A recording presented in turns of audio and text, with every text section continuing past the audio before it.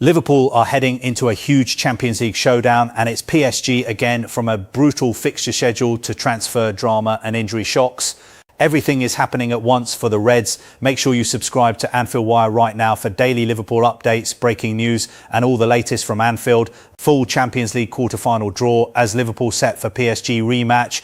Liverpool will face Paris Saint-Germain in the Champions League quarter-finals, while Arsenal takes on Sporting Lisbon.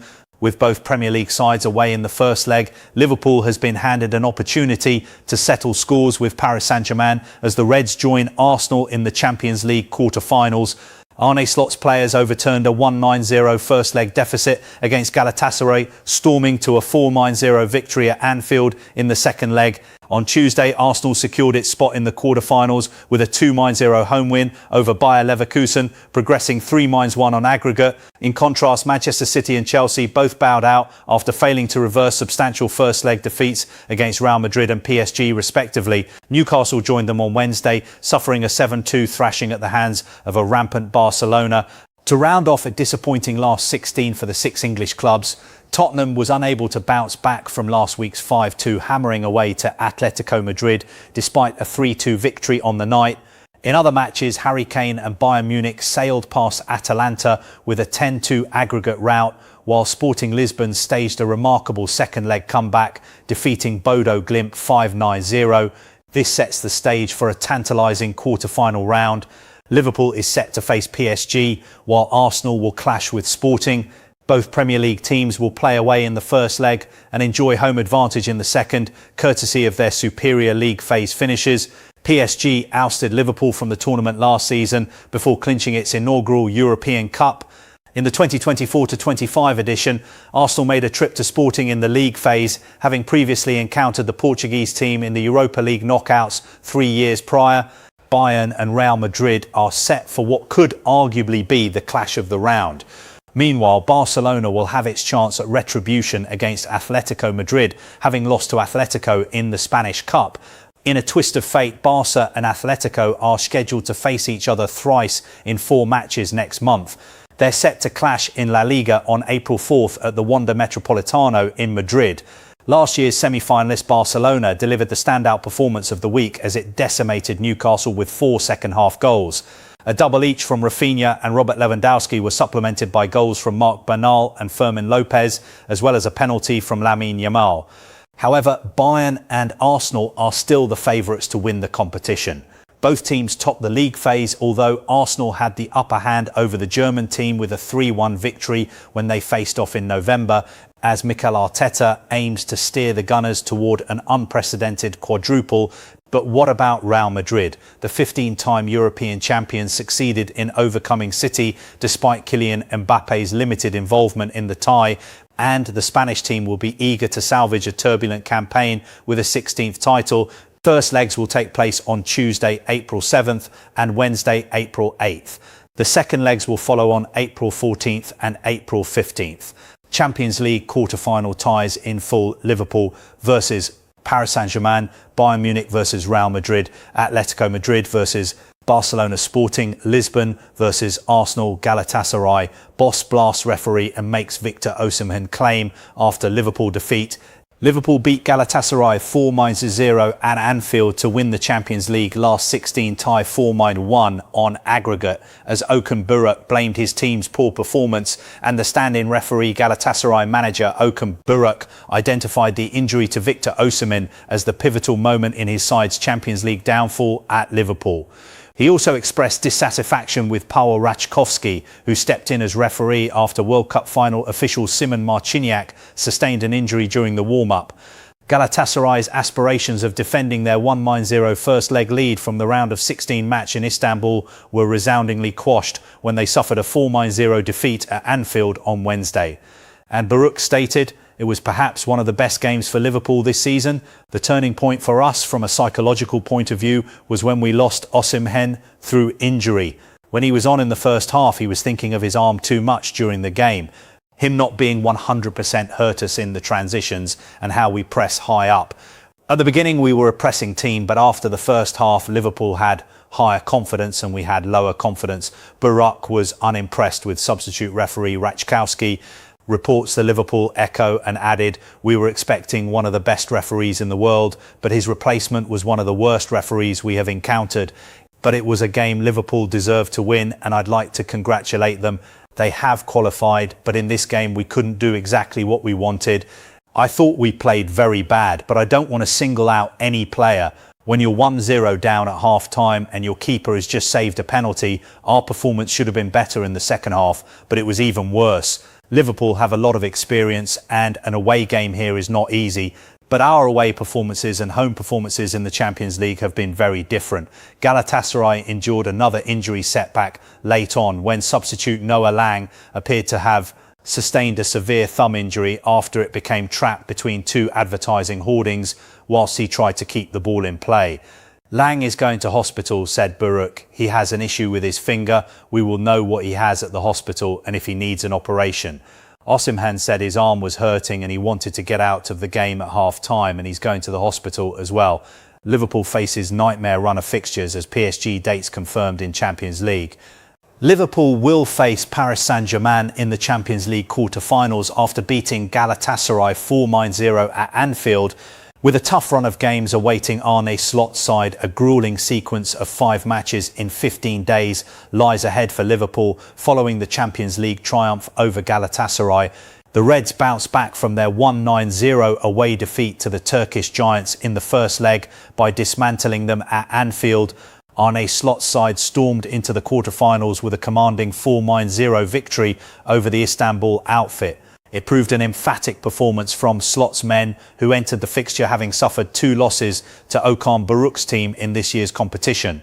On this occasion, the Reds proved far too strong for them, drawing level through Dominic Szoboszlai's precise finish before Mohamed Salah squandered a penalty on the stroke of half-time. The Egyptian was able to atone for his mistake by curling in Liverpool's 4th after Hugo Ekitike and Ryan Gravenberch had both struck. The Reds will get a chance for revenge in the quarter-finals as they face reigning Champions League winners Paris Saint-Germain. Last season, Luis Enrique's outfit defeated Slot's side in a dramatic penalty shootout at Anfield before proceeding to claim the prestigious European trophy for the first time, reports the Liverpool Echo. Both encounters against the French powerhouses will fall within a punishing run of fixtures. Between April 4th and April 19th, Liverpool must navigate 5 crucial matches. The run will kick off with the FA Cup quarter-final showdown against Manchester City on April 4th. This will be promptly followed by the first leg encounter against PSG in the French capital on April 7th. Post the first leg, it's back to the top 4 chase for the Reds as they welcome Fulham to Anfield on April 11th. 3 days later, Slot's squad will again grace the Anfield turf to host Enrique's team for the second leg with a spot in the Champions League semi-finals at stake. Liverpool is scheduled to play the second leg on April 14th as the 15th marks the 37th anniversary of the Hillsborough tragedy. Consequently, Liverpool will face off against the Parisians on a Tuesday for both matches. The climax of this colossal run of fixtures will be the inaugural Merseyside derby at Hill Dickinson Stadium. It's a series of games that could potentially shape Liverpool's season. Victories across the board would see the Reds advance to the FA Cup and Champions League semi-finals, whilst losses in the cup ties coupled with poor results in the 2 Premier League matches could condemn Liverpool to a season without silverware, topped off by a potential failure to secure Champions League qualification. However, Slot won't be getting ahead of himself just yet as the Reds take on Brighton on the south coast this weekend. This will be their last Premier League game before the March international break. A win could be crucial for Liverpool's ambitions of securing a top 4 finish. Despite the palpable disappointment at Anfield when Liverpool didn't manage to overcome Spurs, the point earned from the encounter did propel the Reds into 5th place, which might suffice to secure a spot in next season's Champions League. Galatasaray issues statement as Noa Lang to undergo surgery in Liverpool after horror injury. Galatasaray forward Noa Lang suffered a serious thumb injury and was stretchered off at Anfield in the closing stages of Liverpool's 4-0 Champions League round of 16 victory, with the club confirming surgery is planned. Galatasaray has confirmed Noa Lang sustained a serious thumb injury against Liverpool and is set to undergo surgery. Lang was stretchered off after colliding with the advertising hoardings in the dying moments of his side's 4-0 Champions League defeat at Anfield on Wednesday. The 26-year-old collapsed in agony upon witnessing the damage to his finger, for which he received immediate medical attention. The forward had to be administered oxygen before being carried off the pitch, and his manager Okan Buruk confirmed afterwards that he had been transported directly to hospital. And in a fresh update issued in the early hours of Thursday morning, Galatasaray confirmed the injury sustained by Lang was serious and would necessitate surgery. In the second half of the same match, our player Noa Lang, who suffered an injury, sustained a serious cut to his right thumb. And it is planned for him to undergo surgery in Liverpool in the coming hours with the participation of our medical team. An update revealed, reports the Liverpool Echo. Lang had been brought on as a half-time substitute for Victor Osimhen after the Nigerian striker had injured his wrist in an early challenge. In the same update, Galatasaray confirmed that Osimhen had suffered a fracture in his right forearm, and a decision regarding surgery will be made in the coming days following further evaluations. The statement published on X confirmed. In the first half of our away match against Liverpool in the Champions League round of 16 second leg, our player Victor Osimhen took a blow to his arm and completed the first half, but following checks at half-time, he was not played in the second half due to the risk of a fracture in his arm. After the match, under the supervision of our medical team, examinations at the hospital revealed a fracture in our player's right forearm and it was casted. A decision regarding surgery will be made in the coming days following further evaluations. The Turkish outfit had carried a 1-0 advantage into the second leg at Anfield following an impressive display in Istanbul, but they were outclassed by Arne Slot's side on Merseyside. Dominic Szoboszlai put his team in front midway through the opening period before rapid-fire strikes from Hugo Ekitike. Ryan Gravenberch and Mohamed Salah secured a quarter-final clash with Paris Saint-Germain. I liked the way we played and I liked the way we pressed. Also, the reaction from the fans when Galatasaray were trying to do what I expected them to, Slot said post-match. Being on the floor and trying to kill the momentum. The only complaint is throughout the whole season we've had so many chances where we've not scored. That's the only thing. The positive thing is we've had good halves and then spells of 10 minutes where we've usually given a moment for the other team to score. But today nothing dropped. I don't think they had a chance. We kept on creating and creating. It's pleasing to keep a clean sheet. We've not conceded many chances, but we concede goals. But tonight we didn't even concede a chance. Steven Gerrard wishes Liverpool had signed Arsenal star before club record transfer. Liverpool legend Steven Gerrard has praised Arsenal midfielder Declan Rice after his Champions League performance, admitting he wishes the Reds had signed the England international before his £105 million move to the Emirates. Steven Gerrard has confessed he wished Liverpool signed Declan Rice before his switch to Arsenal. Rice, 27, completed a club record £105 million, $139 million move to the Gunners in July 2023, following an impressive spell that saw him rack up over 200 senior appearances for West Ham. Since arriving at the Emirates Stadium, the England international has elevated his performances significantly, becoming one of the best in the world, according to Gerrard. The midfielder has proved crucial to Mikel Arteta's squad over the past 2.5 years, particularly this season as the Gunners mount their Premier League title challenge. His exceptional and reliable displays have led some to suggest Rice should be considered for Player of the Year honours. However, former Liverpool midfielder Gerrard remains regretful that the Reds failed to secure Rice's signature before Arsenal. Following the Gunners' Champions League round of 16 victory over Bayer Leverkusen on Tuesday, where Rice found the back of the net, Gerrard told TNT Sports, "Winning the ball back, excellent finish. Declan Rice was man of the match, and he is going from strength to strength as well."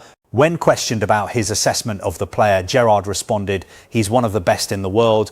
It was a fantastic move for him. I wish Liverpool signed him here, actually. He did a good job under David Moyes at West Ham. He schooled him on how to play in the position tactically. His confidence playing for England and being around that group of players. He has just gone to the next level now at Arsenal under Mikel Arteta. It has been fantastic coaching from him, and he is up there now with a shout for the world's best in that position and in that role." Over the summer, whilst Arsenal signed Rice, Liverpool welcomed Dominic Szoboszlai, Alexis Mac Allister, Ryan Gravenberch and Wataru Endo as the Reds overhauled their midfield. Fabinho, Jordan Henderson, Naby Keita, James Milner and Alex Oxlade-Chamberlain, on the other hand, sought new opportunities elsewhere. Since joining the club, Szoboszlai, Mac Allister and Gravenberch have established themselves as key contributors for the Reds. and all three played pivotal roles in Liverpool's Premier League title triumph last season. Richard Hughes did $62 million Liverpool deal with club that now wants to poach him. Liverpool sporting director Richard Hughes, who has been linked with a move to join Al Hilal, has already done business with the Saudi Pro League side after he negotiated the sale of Darwin Núñez. Liverpool sporting director Richard Hughes has already done business with the Saudi Pro League side Al Hilal, with whom he has been heavily linked. The Saudi Arabian side has reportedly identified Hughes, who joined Liverpool in the summer of 2024 following Jurgen Klopp's departure, as one of its top three candidates for the role of sporting director at Al Hilal. The 46-year-old has been heavily involved in the recruitment of players during the Arne Slot era. Last summer, he orchestrated a huge summer spending spree on Merseyside following Liverpool's Premier League title win, with the Reds paying record fees for Florian Wirtz and Alexander Isak. The Reds spent approximately £449 million, $599 million on transfer fees, bringing in Jeremy Frimpong, Hugo Ekitike, Milos Kerkez and Giovanni Leone alongside Wirtz and Isak. However, the moves intended to herald an era of Premier League dominance on Merseyside have not entirely played out as planned, with Liverpool's title defence faltering in a disappointing campaign following last year's highs. In January, Hughes was linked with a switch to the Saudi Pro League. Those reports have now resurfaced months later, with it being reported that he is a target for Al Hilal.